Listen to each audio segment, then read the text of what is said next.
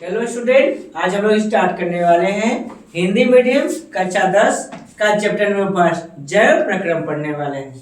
आज हम लोग पेपर की तैयारी के लिए आज हम कुछ क्वेश्चन सॉल्व करेंगे जो हमने एनसीईआरटी बुक से लिया है। ठीक है, जो हमारे पेपर के लिए काफी आसान एवं अच्छे नंबर लाने वाले हैं। ठीक है, जिसमें हम देखेंगे कि स्वपोषी एवं विषमपोषी दोनों में क्या अंतर है। क्या है, हम पहले पढ़ेंगे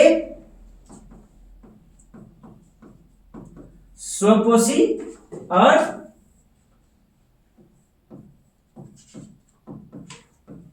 विषमपोषी पढ़ेंगे। क्या पढ़ेंगे? स्वपोषी और विषमपोषी पढ़ेंगे। जो स्वपोषी होता है इसे हम कौन भाषा में कह सकते हैं, इसे हम स्वयं पोषी के नाम से हम जानते हैं। और जो विषमपोषी होता है, विषमपोषी को हम किसके नाम जानते हैं? इसे हम परपोषी के नाम से जानते हैं। किसे जानते हैं? परपोषी और स्वपोषी के नाम से जाना जाता है। जो स्वपोषी होता है आपने जाना होगा या जानते होंगे, आपने पढ़ा होगा। तो स्वपोषी का मतलब ऐसे प्राणी जो अपना भोजन स्वयं बनाते हैं। क्या करते हैं? ऐसे प्राणी जो अपना भोजन स्वयं बनाते हैं उन्हें स्वपोषी कहा जाता है। और जो विषमपोषी मतलब ऐसे प्राणी जो अपना भोजन किसी दूसरे प्राणियों से प्राप्त करते हैं, उन्हें क्या कहते हैं? उन्हें विषमपोषी या परपोषी के नाम से जाना जाता है। क्या कहते हैं? स्वपोषी का मतलब ऐसे प्राणी जो अपना भोजन स्वयं बनाते हैं उन्हें स्वपोषी कहा जाता है। और विषमपोषी मतलब ऐसे प्राणी जो अपना भोजन किसी दूसरे प्राणियों से प्राप्त करते हैं, उन्हें क्या कहते हैं? उन्हें विषमपोषी या परपोषी के नाम से जाना जाता है। चलिए ठीक है, हम पढ़ लिख लेते हैं। ऐसे प्राणी जो अपना भोजन स्वयं बनाते हैं उन्हें स्वपोषी बोलते हैं। उन्हें क्या बोलेंगे? उन्हें स्वपोषी कहा जाएगा। प्लस स्वपोषी किससे कहेंगे? तो ऐसे प्राणी जो अपना भोजन क्या करते हैं? स्वयं बनाते हैं। ऐसे प्राणी जो अपना भोजन स्वयं बनाते हैं उन्हें क्या कहा जाता है? उन्हें स्वपोषी प्राणी कहा जाता है। अब विषमपोषी को परपोषी बोलते हैं। तो मैंने कह सकते हैं ऐसे प्राणी जो अपना भोजन या अपना पोषण, ठीक है, अपना पोषण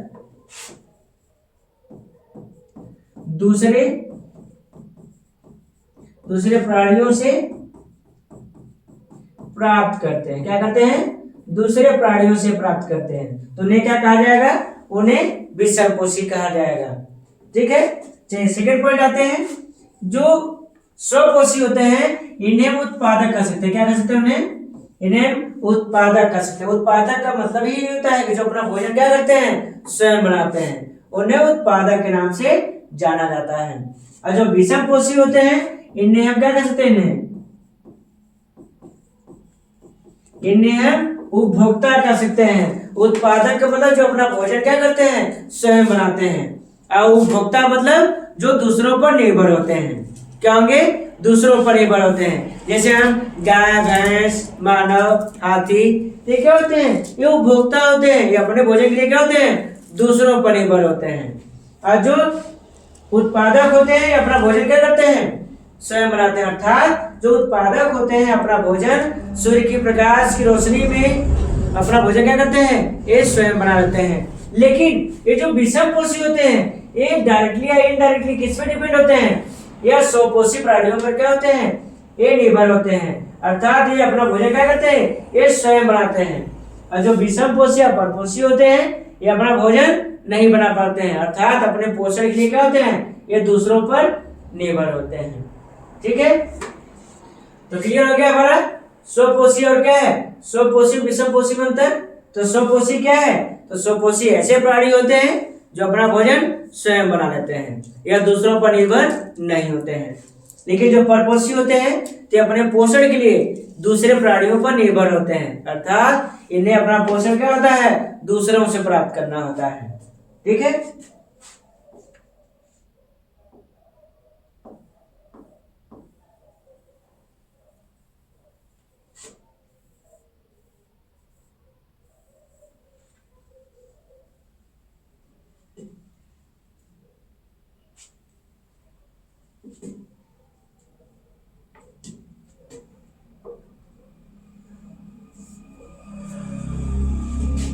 चलिए हम सेकेंड क्वेश्चन पे आते हैं। प्रकाश संश्लेषण। चलिए हम आते हैं प्रकाश संश्लेषण के लिए आवश्यक कच्ची सामग्री पौधे कहाँ से प्राप्त करते हैं। पहले हम आते हैं कच्ची सामग्री आते हैं। क्या आते हैं? पहले आते हैं कच्चे सामग्री आते हैं। तो कच्चे सामग्री का मतलब क्या होता है? ऐसे पदार्थ जो क्या करता है, जो पेड़ पौधे क्या करते हैं, उसको लेते हैं क्या करने के लिए? प्रकाश संश्लेषण को पूरा करने के लिए। तो कच्चा सामग्री मुझे क्या है कि ऐसे पदार्थ या ऐसे टूल्स या मटेरियल्स जो पौधा क्या करे, प्रकाश संश्लेषण के लिए यूज करता हो या बनाने के लिए उपयोग करे, तो उसे क्या कहा जाएगा? उसे कच्चा सामग्री कहा जाएगा। जैसे जैसे हो गया खनिज पदार्थ हो गया, फिर इसके बाद जल हो गया, फिर इसके बाद कार्बन डाइऑक्साइड हो गया। तो ये सब चीजें क्या होता है, पेड़ पौधे कहाँ से लेते हैं? ये जमीन से लेंगे या तो वातावरण से लेंगे, यही से लेंगे ना। तो जो कच्चे पदार्थ होते हैं तो पेड़ पौधे कहाँ से लेते हैं? ये मुख्यतः जो खनिज पदार्थ एवं जल कहाँ से हो गया? ये हो गया मृदा से हो गया। कहाँ से? मृदा से हो गया। और कार्बन डाइऑक्साइड कहाँ से हो गया? वातावरण से हो गया। ठीक है। तो जो पेड़ पौधे होते हैं तो पेड़ पौधे प्रकाश संश्लेषण को पूरा करने के लिए ये क्या करते हैं? ये मृदा से इन पदार्थों को क्या करते हैं? अवशोषित करने के बाद अपने भोजन का निर्माण क्या करते हैं? ये स्वयं तैयार करते रहते हैं। तो प्रकाश संश्लेषण क्या है? तो प्रकाश संश्लेषण वह विक्रिया होती है जिसमें कोई पेड़ पौधा मृदा से खनिज पदार्थ एवं वातावरणीय कार्बन डाइऑक्साइड, सूर्य की प्रकाश एवं परहरी की उपस्थिति में अपने भोजन निर्माण स्वयं करते हैं, जिसे क्या करता है? प्रकाश संश्लेषण करते हैं। अब प्रकाश संश्लेषण के दौरान ही पौधे क्या करते हैं? अपने भोजन का निर्माण करते हैं। अब भोजन किस रूप में बनाते हैं? तो भोजन ये ग्लूकोज के रूप में बनाते हैं। किस रूप में बनाएंगे? ग्लूकोज के रूप में क्या करते हैं? उसका निर्माण करते रहते हैं। और इसीलिए जो पेड़ पौधे होते हैं ना, इन्हें स्वपोषी उत्पादक या क्या है, खाद्य श्रृंखला का इन्हें प्रथम भाग कहा जाता है, या इन्हें ऊर्जा का मुख्य स्रोत मानते हैं। क्यों? क्योंकि पेड़ पौधे क्या करते हैं? भोजन निर्माण करने के बाद अपने जीवन शैली क्या करते हैं? ये चलाने का कार्य करते हैं। ठीक है।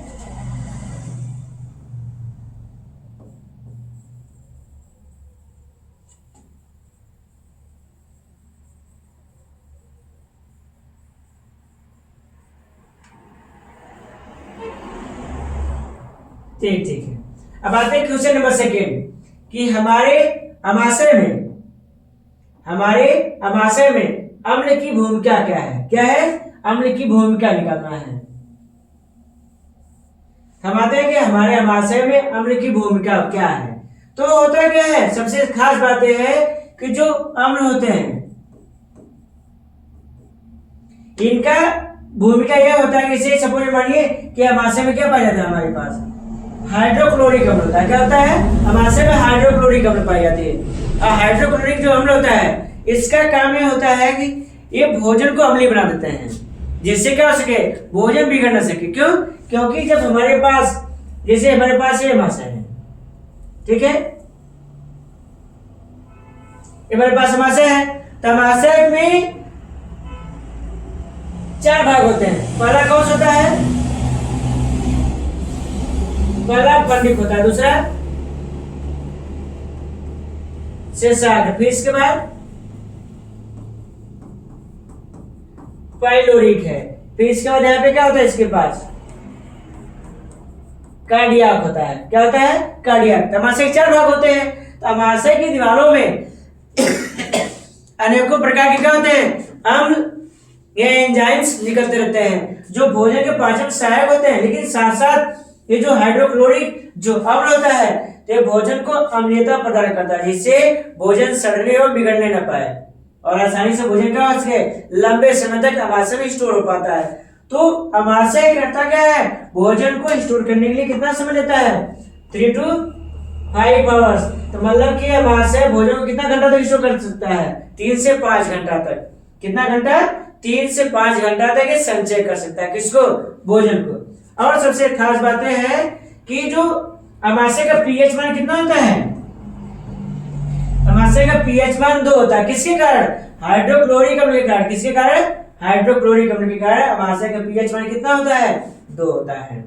तो समझ में आ गया अमाशय में अम्ल की क्या भूमिका है? अमाशय में अम्ल की भूमिका होती है कि यह भोजन को अम्लीय बनाता है एवं सड़ने या बिगड़ने से क्या करता है? उसकी मदद करता है कि भोजन बिगड़ने ना पाए। क्यों? क्योंकि जो भोजन होता है, भोजन अमाशय में कितने घंटा तक स्टोर हो सकता है? तो 3 से 5 घंटा तक स्टोर होता है। और इसके बाद सबसे खास बात है कि अमाशय के 4 भाग होते हैं, कार्डियाक, फंडिक, शीर्षाग्र और पाइलोरिक होता है। यहीं पे भोजन क्या होता है? मुख्यतः या पार्शियली कर सकते हैं, मुख्यतः या 18% भोजन यहाँ पे बच जाता है। और इसके बाद जो भोजन बच जाता है उसको लुप्ती बनाते हुए धीरे कहाँ छोड़ देते हैं? एक छोटी आंत में छोड़ते रहते हैं।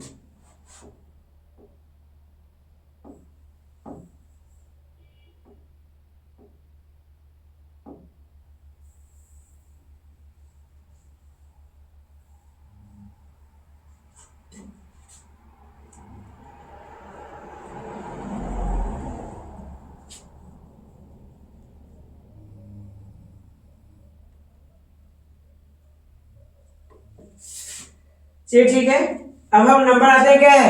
नंबर नेक्स्ट आते हैं, हमें पढ़ना क्या है? पाचन एंजाइम का क्या कार्य है? तो जो पाचन एंजाइमें होती हैं, जो एंजाइम्स होते हैं, तो इन्हें क्या कहा जाता है? इन्हें जैव उत्प्रेरक बोलते हैं। क्या बोलते हैं इन्हें? इन्हें जैव उत्प्रेरक कहा जाता है। तो जैव उत्प्रेरक का मतलब क्या होता है? कि ऐसे पदार्थ जो किसी भी रासायनिक अभिक्रिया में उपस्थित होने के बाद या तो उसकी गति को बढ़ा देते हैं या तो घटा देते हैं, लेकिन दोनों स्थिति में ये कुछ न कुछ उत्पाद या नया पदार्थ बनाने का कार्य करते हैं, जिसे क्या कहता है? जिसे एंजाइम कहा जाता है। तो एंजाइम क्या है? तो एंजाइम वह जैव रासायनिक पदार्थ होता है जो किसी भी रासायनिक अभिक्रिया की गति को या तो बढ़ा देते हैं या तो घटा देते हैं, लेकिन दोनों स्थिति में क्या देते हैं? ये उत्पाद प्राप्त होता है। तो उन्हें क्या करता है? उन्हें एंजाइम्स कहा जाता है। ठीक है, और एंजाइम को चलिए ताला चाबी के माध्यम से समझ सकते हैं। ठीक है, किसके माध्यम से? ताला एवं चाबी के माध्यम से समझते हैं। लेकिन जो ताला चाबी माध्यम था, इसको समझने में किसने समझाया था? एमिल। इसको सबसे पहले एमिल फिशन नामक वैज्ञानिक ने ताला चाबी माध्यम को समझाया था। जैसे हम कह सकते हैं कि हमने लिया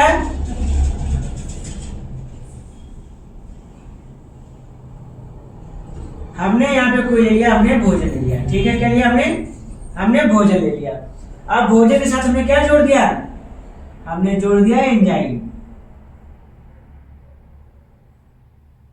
हमने एंजाइम लिया, क्या ले लिया? हमने एंजाइम लिया। जब इस एंजाइम को हमने एक साथ जब मिक्स किया हमने भोजन के साथ,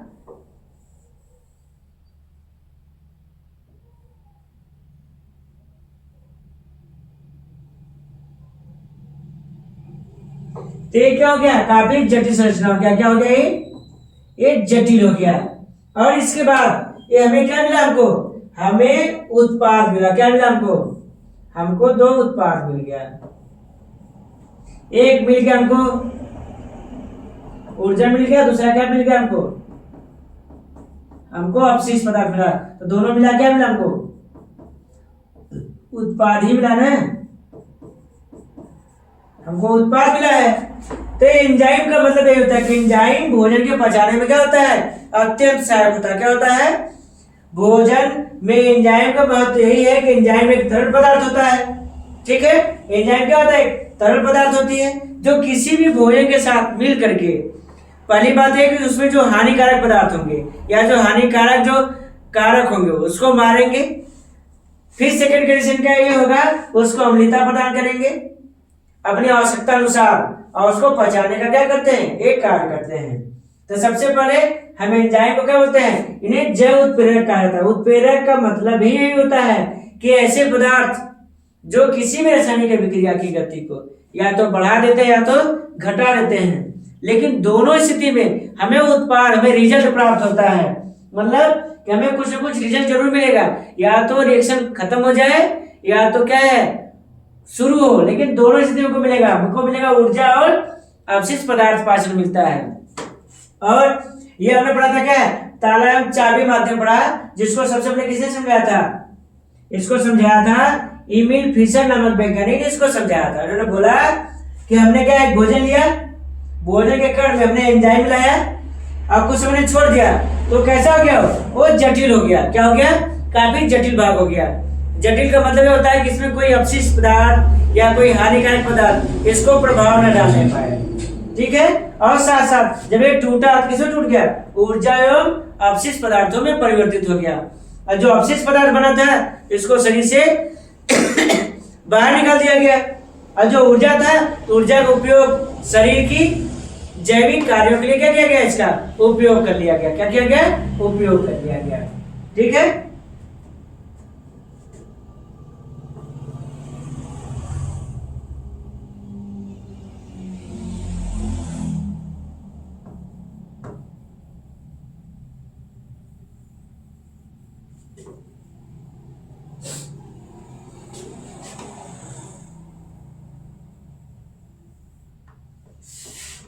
चलिए हम आते हैं कि पचे हुए भोजन को अवशोषित करने के लिए क्षुधांत को कैसे अभिकल्पित किया गया है, ठीक है। कैसे अभिकल्पित किया गया, मतलब कि पचे हुए भोजन को अवशोषित करने के लिए, मतलब कि इस क्वेश्चन पर हमें पढ़ना हो तो हमें क्या करेंगे? हमें क्षुधांत है, तो जो क्षुधांत होता है, जो क्षुधांत है, क्षुधांत की लंबाई कितना होता है? 6 मीटर से 7 मीटर लेंथ होता है। कितना होता है? 6 से 7 सेंटीमीटर इसकी लंबाई होती है। और सबसे खास बात यह है, जो क्षुधांत होता है, क्षुधांत की दीवारों पर एक छोटी सी संरचना पाई जाती है, ठीक है, जिसको क्या बोलते हैं? जिन्हें रसांकुर कहा जाता है, ठीक है। ये रसांकुर क्या होते हैं? ये छोटी आंत के दीवारों पर पाए जाते हैं। कहां पाए जाएंगे? छोटी आंत के दीवारों पर पाए जाते हैं। और ये लाखों करोड़ों की संख्या में पाए जाते हैं।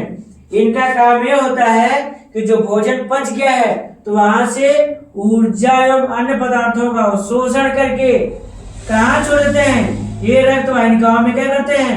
ये छोड़ते रहते हैं। और एक दिन में रसायनों की जो क्षमता होता है कि लगभग 8 लीटर से 9 लीटर, 8 लीटर से लगभग 9 लीटर तरल का अवशोषण करके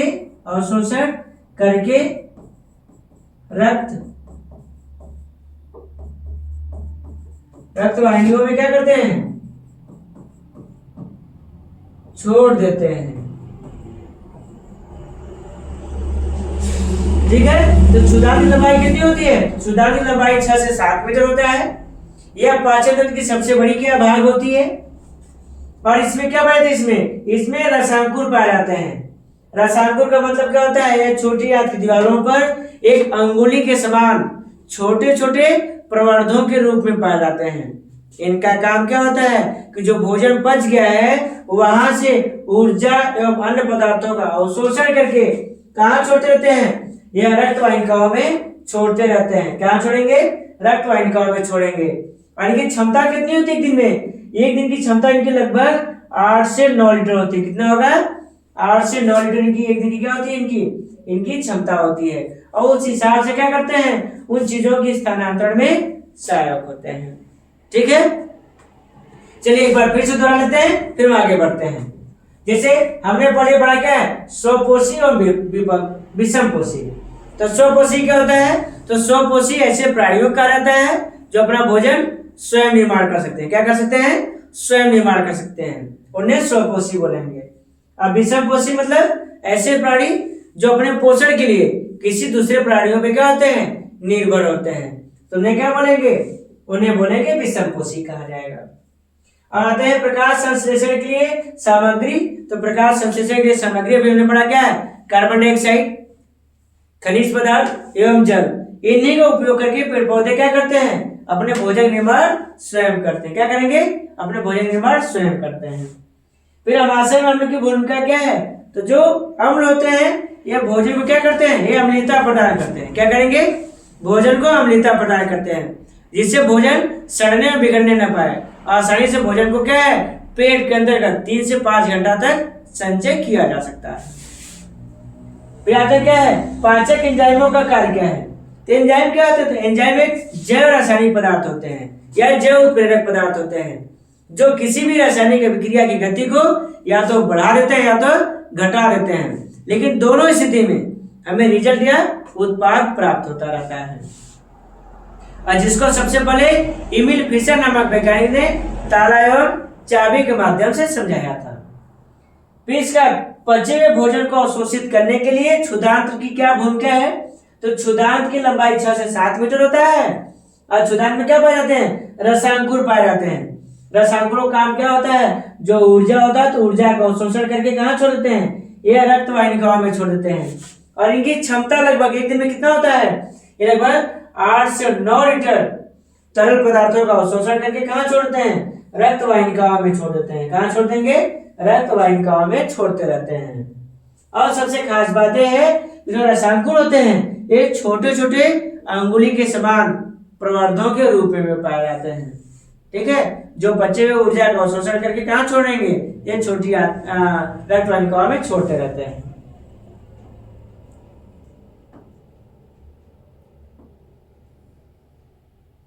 ठीक है, फिर इसका चलिए हम आगे चलते हैं।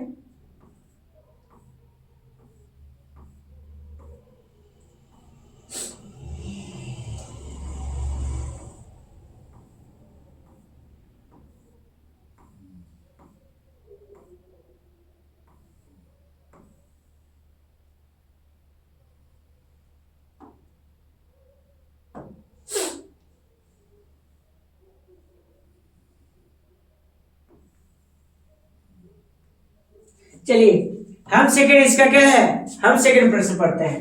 इसमें क्या है?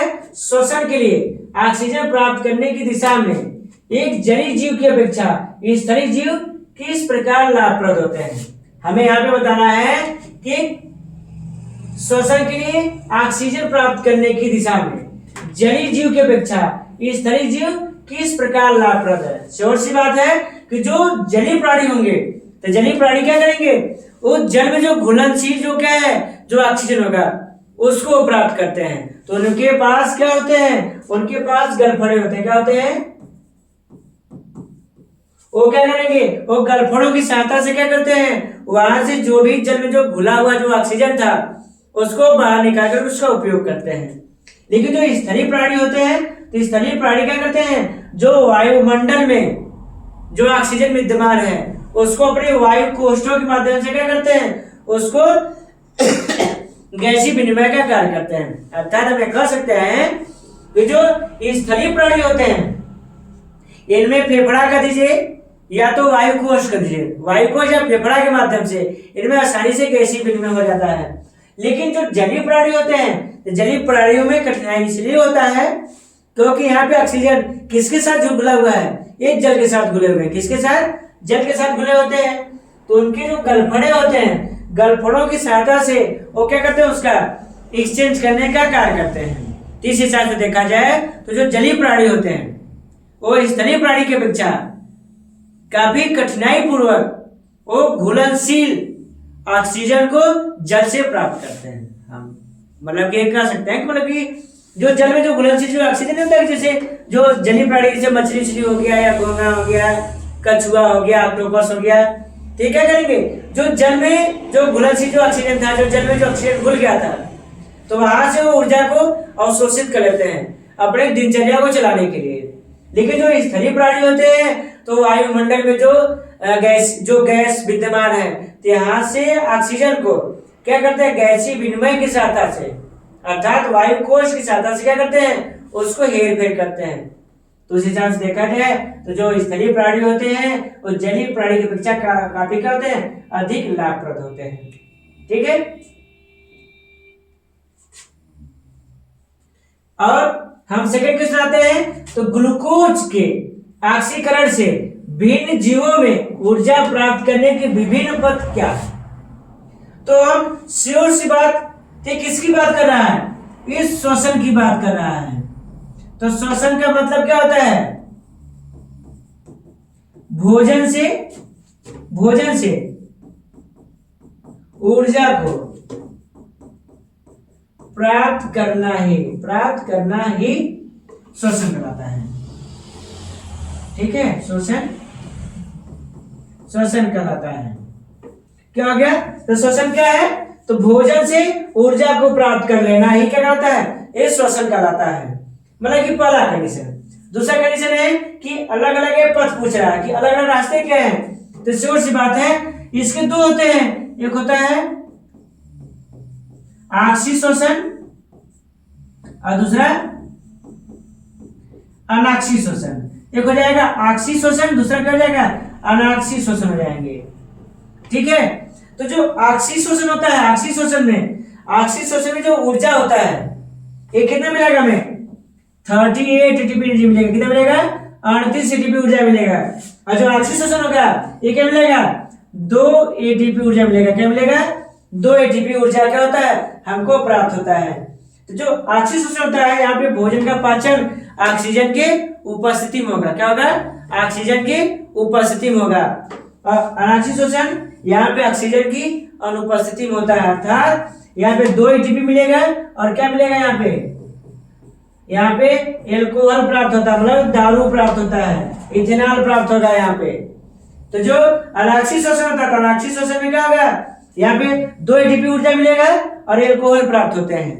ठीक है, यहाँ पे ऊर्जा का अवशोषण किया जाता है। और आक्षी श्वसन में यहाँ पे 38 एटीपी ऊर्जा मिलेगा। ठीक है, मतलब यहाँ पे ऊर्जा का उत्सर्जन किया जाता है।